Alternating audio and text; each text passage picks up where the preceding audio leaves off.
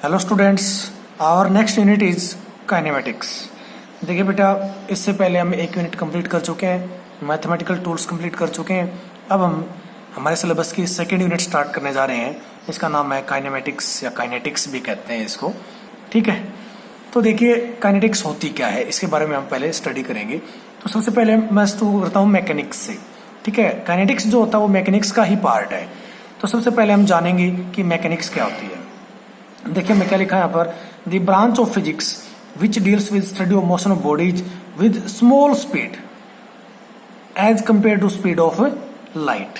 कहता है बेटा ये जो ब्रांच फिजिक्स की वो ब्रांच या फिजिक्स की वो शाखा जिसके अंदर हम वस्तुओं के या ऑब्जेक्ट्स के मोशन के बारे में स्टडी करेंगे, ऑब्जेक्ट्स के मोशन के बारे में स्टडी करेंगे जिनकी स्पीड लाइट की स्पीड की कंपेरेटिव बहुत कम हो।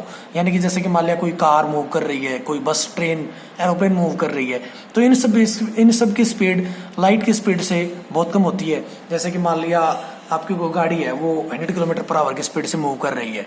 अब बात करते हैं उसकी लाइट की स्पीड की, तो उसकी होती है 3 लाख किलोमीटर पर सेकेंड या 3 × 10⁸ मीटर पर सेकेंड।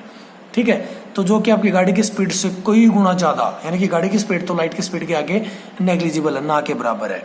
ठीक है, एरोप्लेन है, कोई 500 किलोमीटर पर आवर की स्पीड से मूव कर रहा है, ट्रेन है वो हो सकता है 200 किलोमीटर पर आवर की स्पीड से मूव कर रही है। तो कहने का मतलब है ऐसे ऑब्जेक्ट्स जिनकी स्पीड लाइट की स्पीड से कम है, ठीक है, उनके मोशन के बारे में जहां हम स्टडी करते हैं उसको हम क्या कहते हैं, mechanics. Mechanics is further divided into 3 types. Mechanics को हम फर्दर 3 टाइप्स में डिवाइड कर सकते हैं। देखते हैं वो 3 टाइप्स कौन सी हैं। First is statics, second is kinetics, that is kinematics कह सकते हैं, थर्ड वन इज डायनेमिक्स। ये जो 3 टाइप्स है मैकेनिक्स की। तो सबसे पहले हम जानेंगे कि स्टैटिक्स क्या होती है। देखिए, it is the branch of mechanics which deals with study of behaviour of bodies at rest और इन इक्विलिब्रियम। कहता है कि बेटा फिजिक्स की मैकेनिक्स की वो ब्रांच, या सिंपली कह सकते हो फिजिक्स की वो ब्रांच जिसके अंदर हम जो रेस्ट में ऑब्जेक्ट्स हैं उनके बिहेवियर के बारे में जानेंगे। ठीक है, यानी कि ऐसा ऑब्जेक्ट जो मूव नहीं कर रहा है, अपनी जगह पर स्थिर है, ठीक है, उनके बारे में हम जहां स्टडी करेंगे उसको हम कहते हैं statics. Second is kinetics, it is the branch of mechanics which deal with the study of motion of bodies without considering the factors affecting it. कहता है कि बेटा यह मैकेनिक्स की वो ब्रांच है, वो शाखा है जिसके अंदर हम वस्तुओं के मोशन के बारे में स्टडी करेंगे, लेकिन ये ध्यान रहे कि वहां पर उन फैक्टर्स को हम काउंट नहीं करेंगे जिन फैक्टर से वो मूव कर रहा है। यानी कि उसको ऊपर फोर्स लगा या नहीं लगा। तब आपको बोल दिया जाता है कि बेटा कोई कार मूव कर रही है, तो हम उसके आप अगर मान लिया आपसे क्वेश्चन पूछ लिया जाता है कि अगर कोई गाड़ी है वो 1 घंटे के अंदर 100 किलोमीटर मूव करती है तो उसकी स्पीड बताइए क्या होगी। तो वहां पर आपसे ये नहीं पूछा जाएगा कि बताइए वो ऑब्जेक्ट मूव क्यों कर रहा था, वो कार मूव क्यों कर रही थी, है ना। फैक्टर्स को हम कंसिडर नहीं करते। आपसे आप कई बार बोलते हो कि वो एक गाड़ी बहुत स्पीड से मूव कर रही थी, ठीक है, क्यों मूव कर रही थी, उस पर फोर्स लग रहा था, टॉर्क लग रहा था, क्या लग रहा था, हम उस चीज को कंसिडर नहीं करते वहां पे। तो वो क्या है, काइनेटिक्स। तो देखिए दोबारा से क्या, it is the branch of mechanics which deal with the study of motion of bodies without considering the factors affecting it. कहता है बेटा मैकेनिक्स या फिजिक्स की वो ब्रांच जिसके अंदर हम वस्तुओं के मोशन के बारे में पढ़ेंगे या वस्तुओं के मोशन के बारे में स्टडी करेंगे और उन फैक्टर्स को हम कंसिडर नहीं करेंगे जिस फैक्टर की वजह से वहां पर मोशन प्रोड्यूस हुआ है। ठीक है, थर्ड वन इज डायनेमिक्स। कहता है it is the branch of mechanics which deals with study of motion of bodies by considering the factors affecting it. कहता है बेटा देखो काइनेटिक्स में और डायनेमिक्स में ज्यादा फर्क नहीं है। काइनेटिक्स के अंदर भी हम ऑब्जेक्ट्स के मोशन के बारे में स्टडी कर रहे थे, डायनेमिक्स के अंदर भी हम उन ऑब्जेक्ट्स के बारे में स्टडी करेंगे जो मोशन में होंगे।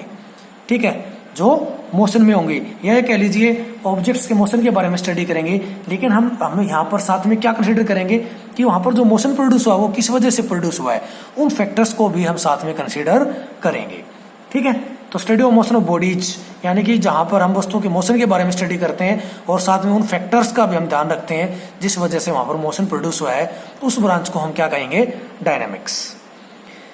देखिए बेटा किसी भी ऑब्जेक्ट की या किसी भी बॉडी की पोजीशन को जानने के लिए हम एक चीज का यूज करते हैं, वो है फ्रेम ऑफ रेफरेंस। ठीक है, फ्रेम ऑफ रेफरेंस क्या है, देखिए हमने लिखा है यहाँ पर, it is A set of coordinate axis और surroundings with respect to which the position or the change of position of a body can be described or explained। कहता है बेटा कोऑर्डिनेट एक्सिस का वो सेट जो किसी ऑब्जेक्ट की position को या उसकी पोजीशन में जो चेंजेज आता है उसके बारे में हमें बताता है, उसको हम क्या कहते हैं, फ्रेम ऑफ रेफरेंस। या बना देता हूं मैं छोटा सा एक, ठीक है। जैसे कि मान लिया फॉर एग्जांपल ये आपके 3 कोऑर्डिनेट सिस्टम है, ठीक है। ये आपकी एक्स एक्सिस, ये वाई एक्सिस, ठीक है, और ये आपकी जेड एक्सिस। अगर कोई ऑब्जेक्ट यहां पर प्रेजेंट है तो इस ऑब्जेक्ट की एक्स एक्सिस से डिस्टेंस कितनी है, फॉर एग्जांपल 1, वाई से कितनी है, ये मान लिया 1.1, और जेड से कितनी है, मान लिया 1.1, ठीक है। तो ये यहाँ पर जो X Y Z coordinate system है ये क्या बता रहा है, उस ऑब्जेक्ट की पोजीशन के बारे में बता रहा है। अगर वो ऑब्जेक्ट मोशन में है तो वो अपनी पोजीशन को बार बार चेंज करेगा, तो यहाँ पर उसके ये जो कोऑर्डिनेट सिस्टम है ये उसके मोशन को भी रिप्रेजेंट करने का या मोशन के बारे में बताने का काम करता है। फ्रेम ऑफ रेफरेंस को आप ऐसे भी कह सकते हो कि ये एक ऐसा पॉइंट होता है, frame of reference it is a point around which या with respect to which speed, velocity and rest position of an object is to be considered. यानी कि वो पॉइंट जिससे हम जिसके रिस्पेक्ट में, ऐसा पॉइंट जिसके रिस्पेक्ट में हम किसी भी बॉडी की स्पीड, वेलोसिटी के बारे में जानेंगे, एक्सेलरेशन के बारे में जानेंगे या उसकी पोजीशन के बारे में पता लगा सकते हैं, ठीक है। उस पॉइंट को हम क्या कहेंगे, फ्रेम ऑफ रेफरेंस। कैसे भी कह सकते हो, ये ऐसा भी कहा जा सकता है कि यह एक कोऑर्डिनेट एक्सिस का सेट है, यह कोऑर्डिनेट एक्सिस का एक सेट है जो कि हमें किसी ऑब्जेक्ट की पोजीशन या उसकी पोजीशन में होने वाले चेंजेस के बारे में हमें बताती है, ठीक है। या ऐसा भी कह सकते हो कि यह एक ऐसा पॉइंट होता है जिसके रिस्पेक्ट में हम किसी भी ऑब्जेक्ट की पोजीशन या चेंज इन पोजीशन के बारे में स्टडी कर सकते हैं या पोजीशन या चेंज इन पोजीशन के बारे में जान सकते हैं। उस पॉइंट को भी हम क्या कहेंगे, फ्रेम ऑफ रेफरेंस। कैसे भी कह सकते हैं, कैसे भी याद रख सकते हैं, कोई दिक्कत नहीं। दोनों तरह से मैं आपको बता दिया, जैसे आप इसको याद रख सकते हैं। अब आती है बेटा हमारी मूल बात इस चैप्टर की, रेस्ट। रेस्ट क्या होता है, देखिए हमने लिखा यहाँ पर, an object is said to be at rest in a surrounding if its position do not change with time in this surrounding या इन इट्स सराउंडिंग। कहता है कि अगर कोई ऑब्जेक्ट समय के साथ अपनी पोजीशन को चेंज नहीं करता है, अगर कोई ऑब्जेक्ट समय के साथ अपनी पोजीशन को चेंज नहीं करता है, किसके रिस्पेक्ट में, उसके सराउंडिंग के रिस्पेक्ट में या किसी रेफरेंस पॉइंट के रिस्पेक्ट में, तो उस ऑब्जेक्ट को हम क्या कहेंगे, रेस्ट में, ठीक है। कि वो ऑब्जेक्ट किसमें है, रेस्ट में है। जैसे कि मान लिया कोई बुक है, ठीक है, आपने किसी टेबल पे रख दिया और 1 हफ्ते के लिए आप कहीं बाहर चले गए, तो 1 वीक के बाद आकर आप देखते हैं तो वो बुक वहीं की वहीं पड़ी मिलती है, ठीक है। तो आप क्या कहेंगे कि वो बुक जहां मैंने छोड़ी थी वहीं की वहीं मिली है, इसका मतलब वो बुक किसमें थी, रेस्ट में थी। और ये बात हमें कब पता चलेगी बेटा कि कोई ऑब्जेक्ट रेस्ट में या मोशन में, जब उसकी पोजीशन को हम किसी रेफरेंस पॉइंट के साथ कंपेयर करेंगे, ठीक है। अब आपने टेबल के ऊपर बुक छोड़ा तो आपने किसके रिस्पेक्ट में उसकी पोजीशन को ऑब्जर्व किया, टेबल की रिस्पेक्ट में, ठीक है। या उस रूम के अंदर कोई दूसरी चीज रखी होगी उसके रिस्पेक्ट में उसकी पोजीशन को नोट किया, है ना। तो उसकी सराउंडिंग के साथ या उस रेफरेंस पॉइंट के साथ, अगर किसी रेफरेंस पॉइंट के साथ कोई ऑब्जेक्ट अपनी पोजीशन को चेंज नहीं करता है कितने भी समय तक, तो वो ऑब्जेक्ट क्या कहलाएगा, रेस्ट में। फिर आता है मोशन। मोशन कब, मोशन किसी भी ऑब्जेक्ट को हम कब कहेंगे कि वो मोशन में है। An object is said to be at rest, sorry said to be in motion if its position changes with time in that surrounding. कहता है कि बेटा अगर किसी ऑब्जेक्ट की पोजीशन समय के साथ साथ उसके सराउंडिंग के रिस्पेक्ट में बदलती रहती है तो उसको हम क्या कहेंगे कि ऑब्जेक्ट किस में है, मोशन में है। अगर कोई ऑब्जेक्ट समय के साथ साथ अपने रेफरेंस पॉइंट के रिस्पेक्ट में या अपने सराउंडिंग के रिस्पेक्ट में अपनी पोजीशन को बार बार चेंज कर रहा है, ठीक है, तो उस ऑब्जेक्ट को हम मोशन में कहेंगे। जैसे कि फॉर एग्जांपल जैसे कार मूव करती है, ठीक है।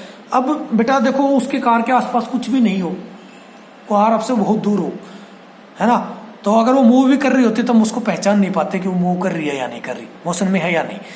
वो कब उसको हम पहचानते हैं कि वो मोशन में है या नहीं, जब उसको हम किसी रेफरेंस पॉइंट के साथ उसकी पोजीशन को कंपेयर करते हैं, ठीक है। जैसे कि मान लिया किसी पेड़ के साथ, किसी बिल्डिंग के साथ, ठीक है।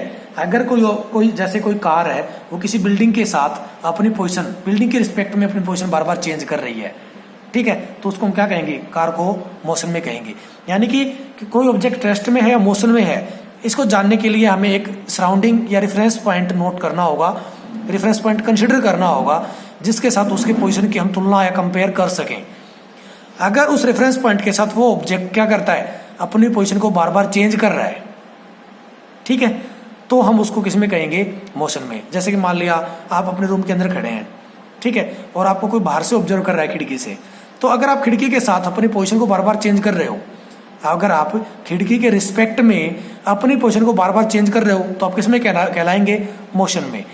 लेकिन अगर जो बाहर देखने वाला है उसको आप ऐसा लगता है कि आप तो खिड़की के साथ अपनी पोजीशन को बार बार चेंज ही नहीं कर रहे हैं, ठीक है, तो आप किस में होंगे, रेस्ट में, ठीक है। यानी कि वहां पर डिस्टिंग्विश करना बड़ा मुश्किल है कि ये ऑब्जेक्ट यानी कि या आप मोशन में है या रेस्ट में है, ठीक है। देखिए यहाँ पर हम लिखा rest and motion are relative phenomenon. कहता है कि रेस्ट और मोशन बहुत एक दूसरे से जुड़े हुए, एक दूसरे से संबंधित, एक दूसरे से रिलेटिव फिनोमिना है। रेस्ट और मोशन एक दूसरे से रिलेटेड फिनोमिना है, which are always described relative to surrounding. कहता है कि जिनको कोई ऑब्जेक्ट रेस्ट में है या मोशन में, तो उसको हम कब पहचानते हैं, जब उसकी पोजीशन को हम किसी रेफरेंस पॉइंट के रिस्पेक्ट में नोट करते हैं, है ना।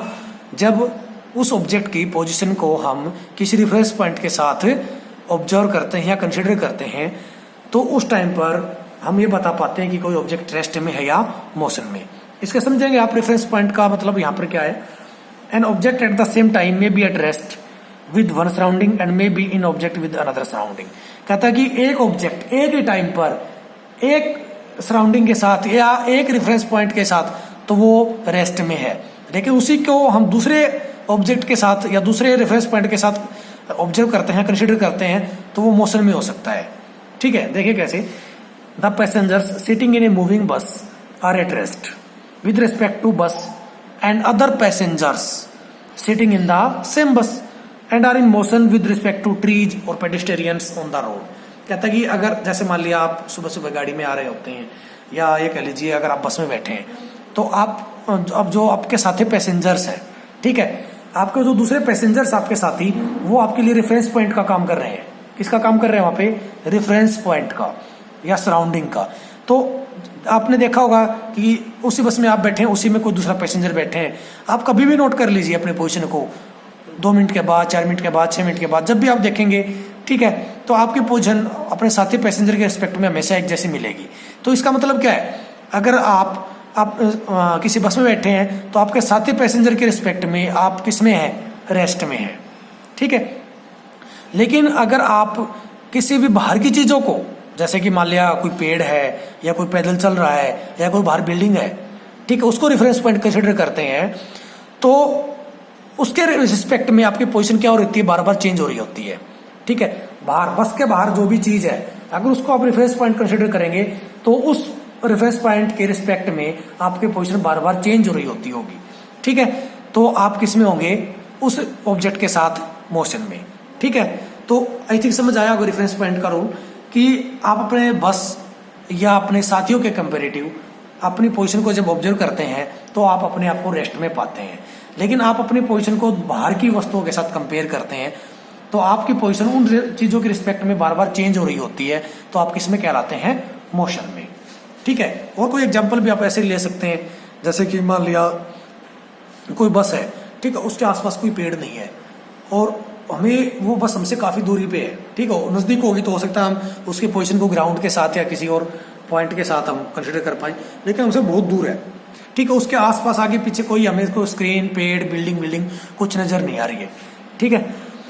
तो आप अगर वो मोशन में भी होगी, तो आप क्या है, वहां पर कोई रेफरेंस पॉइंट तो है नहीं कि जिसके साथ उसकी पोजीशन को आप कंपेयर कर सके, है ना। तो आपको क्या लगेगा कि वो ऑब्जेक्ट वहीं की वहीं है, मोशन में तो है नहीं, भले ही चाहे वो मूव कर रहा हो, तो आपको रेस्ट में महसूस होगा। लेकिन अगर वहां पर कोई रेफरेंस पॉइंट होता, जैसे कोई पेड़ खड़ा होता है, कोई बिल्डिंग खड़ी होती, तो आपने पहले देखा कि बिल्डिंग से दूर थी वो बस, फिर धीरे धीरे बिल्डिंग की तरफ आ रही है। कहने का मतलब क्या है, बिल्डिंग की रिस्पेक्ट में उसकी पोजीशन क्या हो रही है, चेंज हो रही है। इसका मतलब वो बस किस में है, मोशन में है, ठीक है बेटा। तो आई थिंक यहाँ से आपको समझ आया होगा। अब बात चलते हैं, एक बहुत बेसिक सा कंसेप्ट है डिस्टेंस एंड डिस्प्लेसमेंट का। वैसे ये चीजें आप 9th क्लास में पढ़ चुके हैं, लेकिन रिवीजन के लिए मैं यहाँ पर आपको बता रहा हूँ। देखिए डिस्टेंस क्या होती है, डिस्प्लेसमेंट क्या होती है। सबसे पहले हम डिस्टेंस के बारे में जानेंगे। देखो क्या लिखा हमने यहाँ पर, total length of path travelled by a body in A given time is called distance. कहते हैं किसी भी ऑब्जेक्ट के द्वारा जो टोटल पाथ कवर किया जाता है या टोटल पाथ ट्रेवल किया जाता है, उस पूरे के पूरे पाथ की जो लेंथ होगी वो क्या कहलाएगी, डिस्टेंस। जैसे कि मान लिया कोई ऑब्जेक्ट इस ए पॉइंट से मूव करना शुरू करता है और वो 1 किलोमीटर इस तरह जाता है, ठीक है, फिर वो अपना रास्ता चेंज कर लेता है और 1 किलोमीटर ही इधर मूव करता है, ठीक है, ये बताऊंगा नॉर्थ साउथ डायरेक्शन के बारे में बाद में। फिर वो वापस मुड़ जाता है उसी डायरेक्शन में, ठीक है बेटा। तो अब यहाँ पर आप देख रहे होगे कि वो 2 किलोमीटर यहाँ ऐसे चलता है, ठीक है, फिर अब वो वापस मुड़ जाता है राइट हैंड की तरफ और 1 किलोमीटर फिर से चलता है, फिर वो लेफ्ट की तरफ मुड़ जाता है और 1 किलोमीटर वो फिर से मूव करता है, ठीक है, और फाइनली किस पॉइंट पे पहुंच जाता है, बी पॉइंट पे। तो यहाँ से आपसे पूछा जाए डिस्टेंस कितनी होगी, तो देखो जितनी भी लेंथ वो उसने ट्रेवल की है, जितनी भी लेंथ उसने ट्रेवल की है वो क्या कहलाएगी, उसकी डिस्टेंस। यानी कि पहले वो इधर कितना गया 1 किलोमीटर, फिर 1, यानी कि 1 + 1 2, फिर 2 ऐसे चला, 2 + 2 4 किलोमीटर, फिर 1 वापस ऐसे चला, 4 + 1 5 किलोमीटर, और फिर 1 किलोमीटर ऐसे चला, यानी कि 5 + 1 6 किलोमीटर। तो यहाँ डिस्टेंस किसके इक्वल हुई बेटा, 6 किलोमीटर, ठीक है। चाहे आपको जैसे मान लिया आप हो, अगर चाहे भले ही गोल गोल घूम कर आए, लेकिन जितने भी लेंथ आपने कवर की होगी वो आपकी डिस्टेंस कहलाएगी। भले ही आप उस पोजीशन पे आ गए हो, आप ऐसे चले बी पर गए, बी से वापस ए पर आ गए, ठीक है। अगर ए से बी की डिस्टेंस मान लिया फॉर एग्जांपल 6 किलोमीटर है, तो 6 गए 6 वापस आए, है ना, जहां से गए थे वहां से वहीं पर वापस आ गए, लेकिन अब भी आपने कुछ डिस्टेंस ट्रेवल की है, और वो डिस्टेंस कितनी है, 6 जाने की और 6 आने की, यानी कि 12 किलोमीटर। फिर बात करते हैं डिस्प्लेसमेंट की, ठीक है, कंपैरिजन करके समझा रहा हूं, क्योंकि जब हम कंपेयर करके सीखते हैं तो उस चीज को समझना सीखना आसान रहता है। Shortest distance between initial and final position of a body having direction from initial to final position is called displacement. कहता है बेटा इनिशियल पॉइंट और फाइनल पॉइंट के बीच की जो मिनिमम डिस्टेंस है उसको हम क्या कहते हैं, डिस्प्लेसमेंट। इनिशियल और फाइनल पॉइंट के बीच की जो मिनिमम लेंथ या मिनिमम डिस्टेंस होती है उसको हम क्या कहते हैं, डिस्प्लेसमेंट। फॉर एग्जाम्पल अगर मैं आगे बात करूं तो डिस्टेंस तो कितनी ट्रेवल की उसने, 1 + 1 + 2 + 1 + 1, यानी कि 6 किलोमीटर। लेकिन शॉर्टेस्ट डिस्टेंस कितनी है इस ए और बी पॉइंट के बीच में, अगर मैं इस ए पॉइंट को डायरेक्टली किससे मिला दूं, बी पॉइंट से, तो ये जो लाइन आई है जिसके अंदर मैंने डॉटेड लाइन खींची है, ये लाइन क्या है, ए और बी की सबसे बीच की सबसे छोटी लाइन, ए और बी के बीच की सबसे छोटी लाइन। तो इस सबसे छोटी जो लाइन है यहाँ पर ए और बी के बीच की, इसको हम क्या कहेंगे, उसकी डिस्प्लेसमेंट।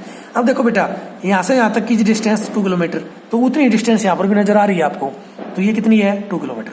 तो अगर आपसे डिस्प्लेसमेंट पूछी जाए तो कितनी होगी, 1 + 2 3, 3 + 1 4 किलोमीटर। डिस्प्लेसमेंट कितनी आई इस एग्जाम्पल के अंदर, 4 किलोमीटर, ठीक है। भले ही वो ऑब्जेक्ट यहां से घूम के, अब जैसे मान लिया आपको स्कूल से झज्जर जाना है, तो आप स्कूल से आओ पहले दादरी, फिर दादरी से जाओ आप झज्जर, तो अगर डिस्टेंस पूछी जाए आपके, तो आप स्कूल से दादरी आए फॉर एग्जाम्पल 20 किलोमीटर और फिर 50 किलोमीटर वापस झज्जर गए, तो टोटल डिस्टेंस कितनी ट्रेवल किया आपने, 70 किलोमीटर, ठीक है। लेकिन डिस्प्लेसमेंट कितनी है, इनिशियल पोजीशन आपकी क्या थी, स्कूल, फाइनल क्या है आपकी, झज्जर, ठीक है। तो इनिशियल और फाइनल के बीच की जो दूरी है वो कितनी है, फॉर एग्जाम्पल 30 किलोमीटर। तो डिस्प्लेसमेंट कितनी हुई, 30 किलोमीटर, यानी कि आप अपनी इनिशियल पोजीशन से कितना दूर विस्थापित हुए, वो मिनिमम दूरी, वो मिनिमम डिस्टेंस क्या कहलाती है, डिस्प्लेसमेंट, ठीक है। यानी कि आप अगर आपकी इनिशियल पोजीशन क्या थी स्कूल, फाइनल पोजीशन क्या है झज्जर, उन दोनों के बीच की जो डिस्टेंस है वो कितनी है, 30 किलोमीटर। भले ही आप झज्जर किसी रास्ते से गए हो, भले ही आप झज्जर किसी रास्ते से गए हो, लेकिन स्कूल और झज्जर के बीच की जो मिनिमम डिस्टेंस है वो आपकी डिस्प्लेसमेंट कहलाएगी। और डिस्टेंस किस बात पर डिपेंड करेगी, पाथ फॉलोड पर, जो पाथ आपने फॉलो किया है उस पर डिपेंड करेगी। अगर आप दादरी स्कूल से दादरी या दादरी से झज्जर गए, तो ये जो पूरी डिस्टेंस है स्कूल से दादरी की, दादरी से झज्जर की, ये तो डिस्टेंस कहलाएगी। और डिस्प्लेसमेंट क्या कहलाएगी, स्कूल की और झज्जर के बीच की कम से कम दूरी, ठीक है, यानी कि जो 30 किलोमीटर वो क्या कहलाएगी, आपकी displacement. Okay, distance is a scalar quantity, distance एक स्केलर क्वांटिटी होती है, यानी कि सिर्फ मैग्नीट्यूड है। जैसे कि मान लिया मैंने कह दिया कि कोई ऑब्जेक्ट आपसे 4 किलोमीटर दूर है, ठीक है, किस डायरेक्शन में, वी डोंट नो, मैंने आपको कुछ नहीं बताया किधर है, नॉर्थ में, ईस्ट में, साउथ में, वेस्ट में, किधर है, कोई डायरेक्शन वहां पर हमने मेंशन नहीं की। तो ऐसी क्वांटिटी, स्केलर क्वांटिटीज कौन सी होती हैं, ऐसी क्वांटिटी जिनका सिर्फ मैग्नीट्यूड होता है, डायरेक्शन नहीं होती, उन क्वांटिटीज को हम स्केलर क्वांटिटी कहते हैं। वेक्टर क्वांटिटी कौन सी होती है, कहता है कि जिस क्वांटिटी का मैग्नीट्यूड भी हो और जिसकी डायरेक्शन भी हो, जिसकी मैग्नीट्यूड और डायरेक्शन दोनों प्रेजेंट हो, उसको हम क्या कहेंगे, उसकी डिस्प्लेसमेंट। जैसे मैंने कह दिया कि आप उत्तर के अंदर नॉर्थ की तरफ अपने घर से 4 किलोमीटर दूर जाओ, ठीक है, मैंने कहा उत्तर में, नॉर्थ में, यानी कि नॉर्थ की तरफ आप अपने घर से 4 किलोमीटर जाइए, तो ये क्या होगी बेटा, डिस्प्लेसमेंट, क्योंकि आपको मिनिमम डिस्टेंस भी पता है कितनी दूर जाना है, 4 किलोमीटर, और डायरेक्शन भी पता है किधर, नॉर्थ डायरेक्शन में, ठीक है। तो ये कैसी क्वांटिटी हुई, वेक्टर क्वांटिटी। तो डिस्प्लेसमेंट जो होता है वो हमारी कैसी क्वांटिटी होती है, वेक्टर क्वांटिटी। ओके, अब देखिए बेटा आगे थर्ड पॉइंट क्या है, distance travelled bye a moving body is always positive, ठीक है। अगर कोई ऑब्जेक्ट मूव कर रहा है, रेस्ट में है तो उसकी डिस्प्लेसमेंट जीरो होगी, रेस्ट में है तो वो मूव थोड़ी कर रहा है, वो तो अपनी जगह पे ही है। लेकिन अगर कोई ऑब्जेक्ट मोशन में है, अगर कोई ऑब्जेक्ट मोशन में है तो उसकी डिस्टेंस हमेशा पॉजिटिव होगी, ठीक है, ना ये कभी नेगेटिव हो सकती, ना ही जीरो। अब जीरो आप कहते हो सर अभी तो आपने कहा जीरो, मैंने कहा कब, जब रेस्ट में होगी तो ही डिस्टेंस जीरो होगी, ठीक है। लेकिन अगर मोशन में है तो मोशन वाले ऑब्जेक्ट की डिस्टेंस जीरो नहीं हो सकती। अगर कोई ऑब्जेक्ट मोशन में, चाहे भले ही उसकी स्पीड कितनी भी कम हो, वो कुछ ना कुछ डिस्टेंस ट्रेवल जरूर करेगा, और वो डिस्टेंस हमेशा पॉजिटिव होगी, डिस्टेंस कभी भी नेगेटिव या जीरो नहीं हो सकती। दूसरी बात, डिस्प्लेसमेंट इट में भी पॉजिटिव और नेगेटिव, कहता है कि डिस्प्लेसमेंट पॉजिटिव भी हो सकती है, नेगेटिव भी हो सकती है, और जीरो भी हो सकती है। कैसे, एक ऑब्जेक्ट ए से चला बी पर चला गया, ठीक है बेटा, ए से बी की डिस्टेंस मान लिया 2 किलोमीटर है, तो ए से गया बी पर, बी से वापस आया ए पर। तो देखो बेटा यहाँ पर भले ही ऑब्जेक्ट ए से चलकर वापस ए पर आया है, लेकिन डिस्टेंस तो ट्रेवल किया उसने, 2 किलोमीटर गया, 2 किलोमीटर वापस आया, तो डिस्टेंस कितनी हुई, 4 किलोमीटर। लेकिन डिस्प्लेसमेंट क्या है, इनिशियल और फाइनल पोजीशन के बीच की कम से कम दूरी। इनिशियल पॉइंट कौन सा था, ए, फाइनल पॉइंट कौन सा था, ए, इनिशियल भी ए, फाइनल भी ए, यानी कि वो जहां था वहीं वापस आ गया।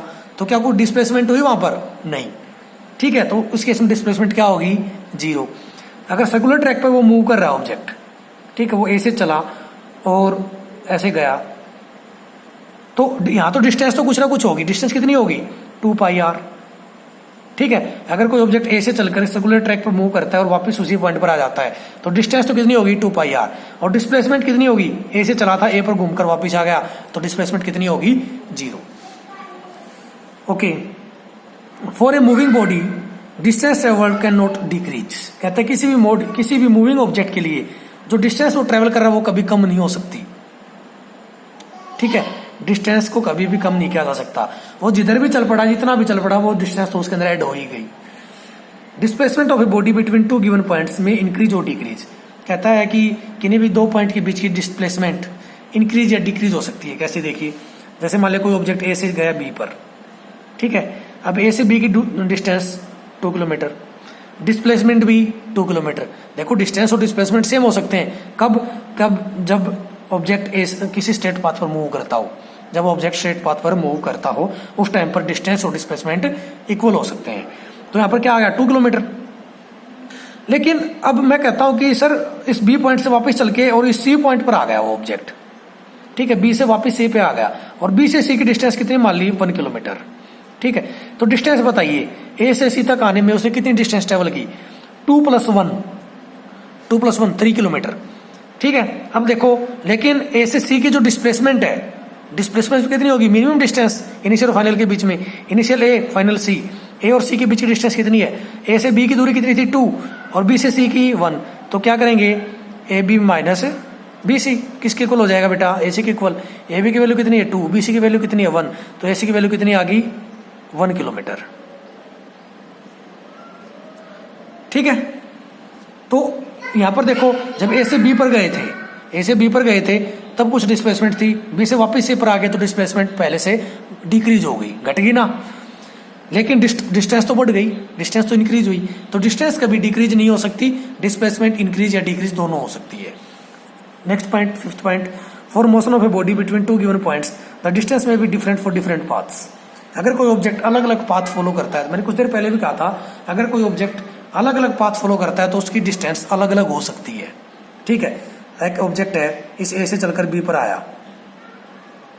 बी पॉइंट पर आया, ये पॉइंट था, वो इस रास्ते से आएगा तो फॉर एग्जांपल 2 किलोमीटर है ना।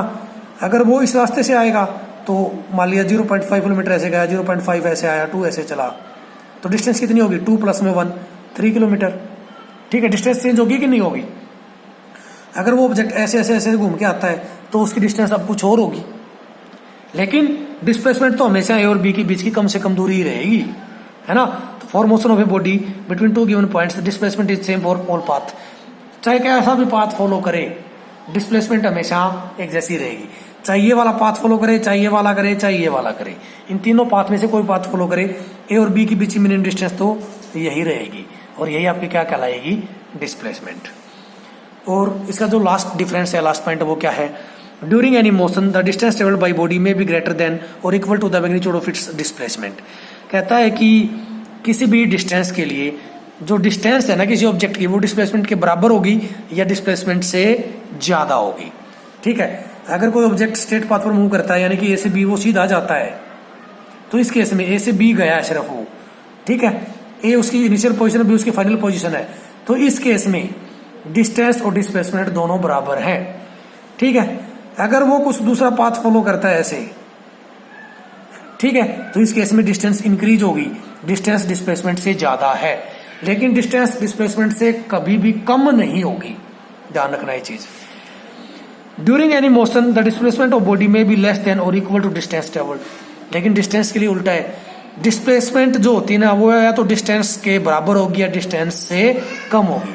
जैसे कि मैं यही एग्जांपल लेता हूं, अगर ए से बी सीधा गया है तो यहाँ पर ए से बी अगर सीधा जाता है तो डिस्टेंस और डिस्प्लेसमेंट इक्वल है, लेकिन अगर वो ऐसे घूम के जाता बेटा तो डिस्टेंस यहाँ पर ज्यादा डिस्प्लेसमेंट से, तो डिस्टेंस जो होगी ना वो डिस्प्लेसमेंट के या तो इक्वल होगी या उससे ज्यादा होगी, और डिस्प्लेसमेंट हमेशा डिस्टेंस के इक्वल या डिस्टेंस से कम होगी।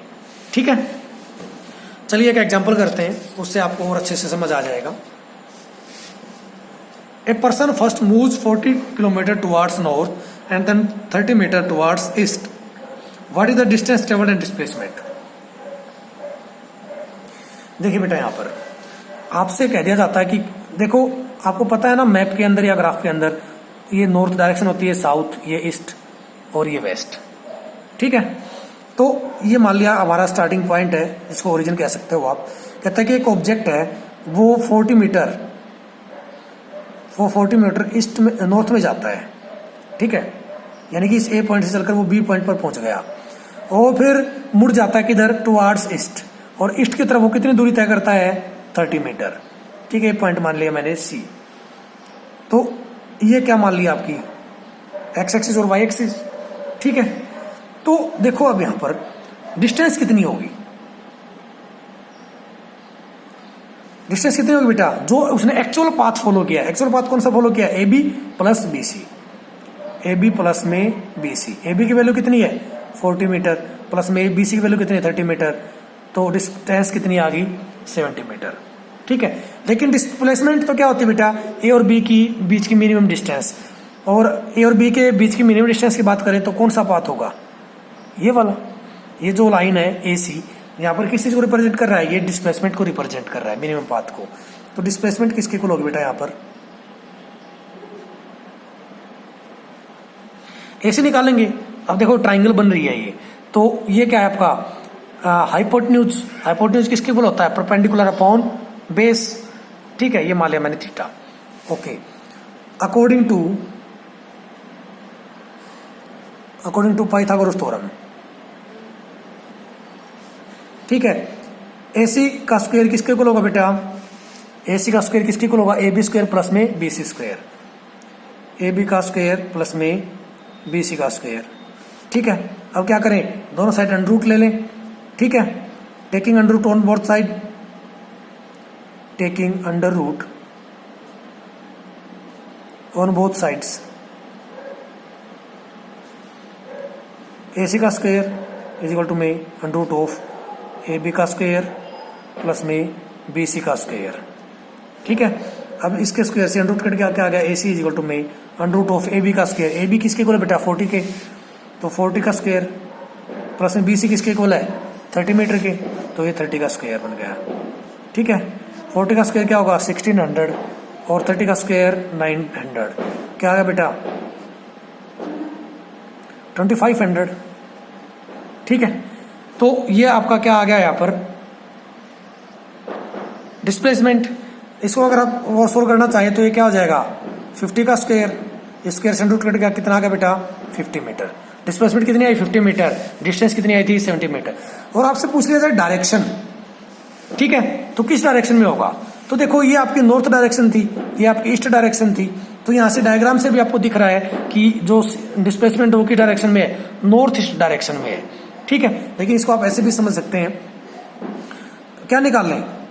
अब देखो ये आपका क्या है 50 मीटर, ये आपका क्या है परपेंडिकुलर, सॉरी ये क्या है आपका हाइपोटेन्यूज, ये आपका बेस, ये आपका परपेंडिकुलर।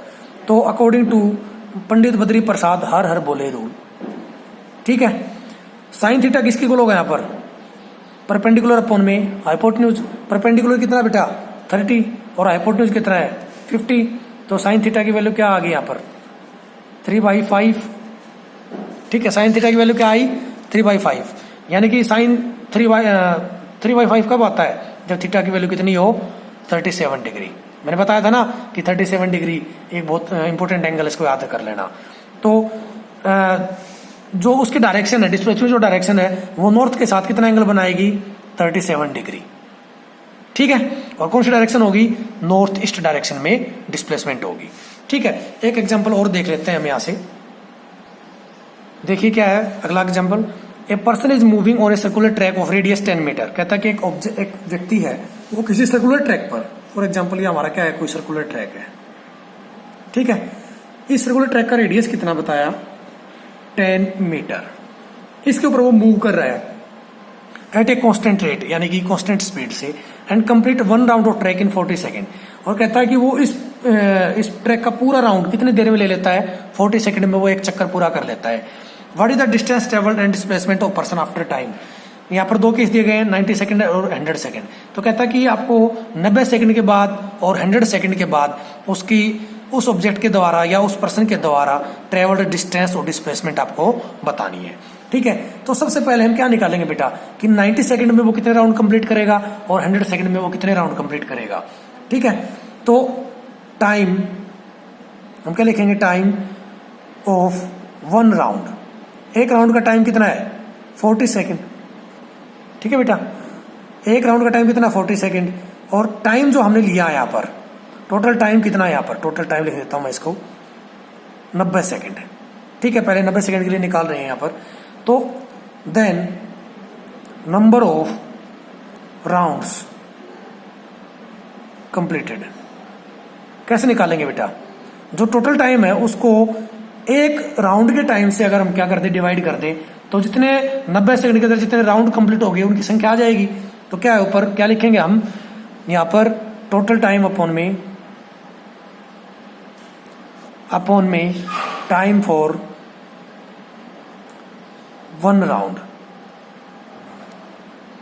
ठीक है। टोटल टाइम क्या बेटा 90 सेकंड और एक राउंड का टाइम कितना है 40 सेकंड, ठीक है। तो जब इसको डिवाइड करेंगे तो क्या आ जाएगा देखिए यहाँ से 2 4 2 जा 8, कितना बचा 1 4 2 जा और हाँ 2.25, ये क्या आ गया नंबर ऑफ राउंड्स, जिसको मैंने क्या किससे रिप्रेजेंट कर दिया n से। तो जो डिस्टेंस होगी बेटा ये क्या आ गया बेटा नंबर ऑफ राउंड आ गए। तो एक राउंड की लेंथ आपको पता है सर्कुलर ट्रैक की मैंने थोड़ी देर पहले बताई कितनी होती है 2πr। तो डिस्टेंस ट्रेवल्ड कितनी आएगी, डिस्टेंस ट्रेवल्ड इन 90 सेकेंड, मैं लिख नहीं रहा हूं पूरा ध्यान देख लेना। डिस्टेंस ट्रेवल्ड किसके इक्वल होगा नंबर ऑफ राउंड इनटू में length of 1 round, length of 1 round, ठीक है। लेंथ ऑफ 1 राउंड किसके इक्वल होगी सर्कमफ्रेंस के इक्वल n इनटू में सर्कमफ्रेंस ऑफ सर्कल,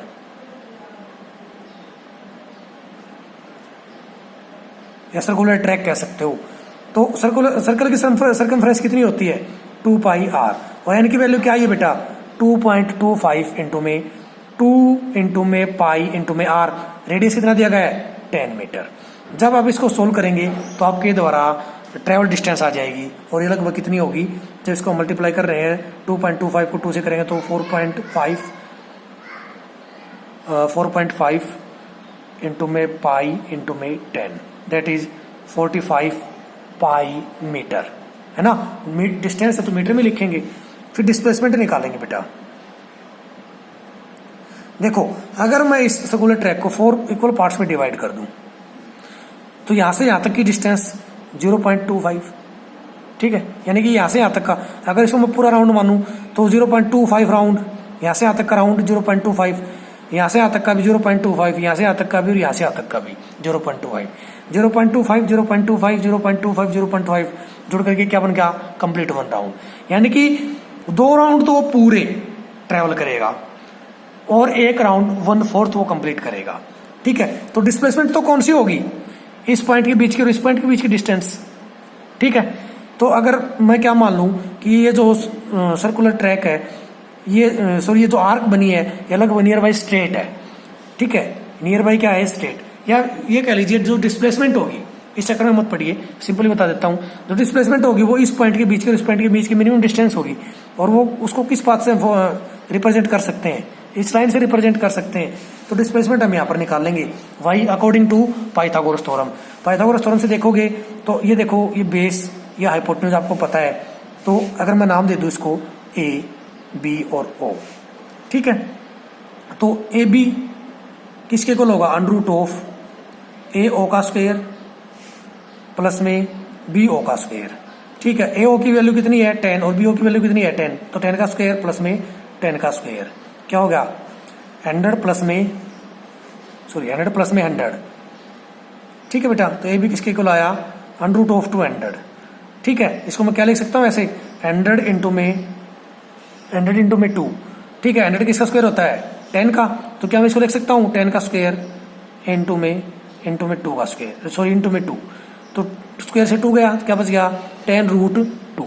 जब आप इसको सोल्व करेंगे तो आपकी वैल्यू आ जाएगी 14.14 मीटर। ये आपकी क्या आ गई बेटा, डिस्प्लेसमेंट। फिर सेकंड केस के लिए, ठीक है, सेकंड केस क्या है 400 सेकंड। ठीक है, अब टाइम ऑफ 1 राउंड कितना है,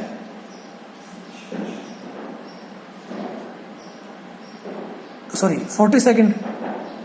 टोटल टाइम जो हमने लिया है वो कितना लिया है यहाँ पर 100 सेकंड। ठीक है, नंबर ऑफ राउंड्स कितने होंगे, उसी प्रकार बिल्कुल डिटो लाइन पे इसको हमें फॉलो करना है। क्या होगा 100/40, टोटल टाइम अपन में टाइम ऑफ 1 राउंड किसके इक्वल आ जाएगा यहाँ पर से 2.5 के इक्वल। ठीक है, यानी कि 2 कंप्लीट राउंड और 1 आधा। तो डिस्टेंस किसके इक्वल होगी बेटा यहाँ पर, n इंटू में सर्कमफ्रेंस ऑफ सर्कुलर ट्रैक या लेंथ ऑफ सर्कुलर ट्रैक कह सकते हो आप इसको। सर्कमफ्रेंस क्या होती है 2πr के इक्वल। ठीक है, तो n क्या है 2.5 और 2π एज इट इज इंटू में पाई की जगह 22/7 भी लिख सकते हो, आपको दिक्कत नहीं है। और r कितना है 10। जब आप इसको सोल्व करेंगे तो इसकी वैल्यू आपके पास आ जाएगी 50 पाई मीटर। ठीक है, कितनी आ जाएगी 50 पाई मीटर, क्योंकि 2.5 को जब 2 से मल्टीप्लाई करोगे तो 5 इंटू में 10 50 पाई मीटर। डिस्प्लेसमेंट किसकी इक्वल होगी, देखिए बेटा हमने क्या कहा यहाँ पर कि 2.5 चक्कर का मतलब क्या है 2 चक्कर तो पूरे। ठीक है, 1 आधा, तो वो आधे में कहाँ से कहाँ जाएगा, यहाँ से होते हुए यहाँ पहुंचेगा इस सी पॉइंट तक। ठीक है, तो डिस्प्लेसमेंट क्या है ए और सी के बीच की, ये डायमीटर। डिस्प्लेसमेंट किसके इक्वल होगी, diameter of the circular track. और रेडियस दी गई है कितनी है 10 मीटर, तो डायमीटर क्या होता है 2r, यानी कि उसके रेडियस का डबल। ठीक है, तो क्या हो जाएगा डिस्प्लेसमेंट किसके इक्वल होगी, डायमीटर ऑफ सर्कुलर ट्रैक। ठीक है, और सर्कुलर ट्रैक का डायमीटर किसके इक्वल है 2r, तो r कितना है 2 इंटू में 10 दैट इज 20 मीटर। ठीक है, तो इस प्रकार से आप डिस्टेंस और डिस्प्लेसमेंट निकाल सकते हैं। ठीक है, इसी के साथ आज का लेक्चर समाप्त होता है। Thank you very much.